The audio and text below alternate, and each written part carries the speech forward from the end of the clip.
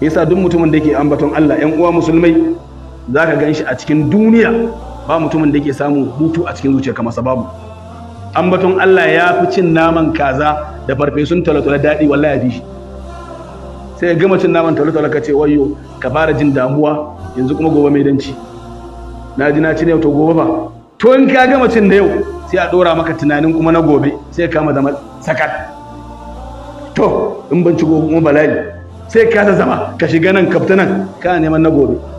Amma wanda ya ambaci Allah malam da safe har ya iri, in dai ba don Allah ya ba, in dai don Allah ya, da gan shi ko yana da kuɗi ko bai da kuɗi ko yana cikin wani damuwa, sai Allah ya yi mishi wannan damuwa,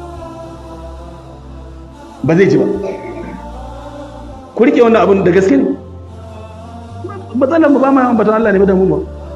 Banda baka misali, yanzu ai akwai, ba ya na ce ya halatta bane ba ku gane, wani misali zan ba ku, ba kuma na ce ka je kai ko kuma ya halatta bane, misali ne dan ka gane, tunda wanda zan buga misali na Allah shi ya halatta. Yanzu a ce wani mutum a wani tunadan da ya dinga ce ƙaura gwamna, ƙaura dauna, ƙaura gwamna, ƙaura gwamna, ƙaura gwamna, ya tabara ya ƙi bari, ya ji a ce ma ƙaura wannan ta kiran sunanka, in ba sa ba sai ya bar gwamnati a ya zuwa ne ya gan shi, saboda yana ta yawan mene ambatonsa. Kai wannan ai masoyi na ne, sai ka ji an ce ga wata Hennessy da aikin haji, aka ne ko ba ka ba.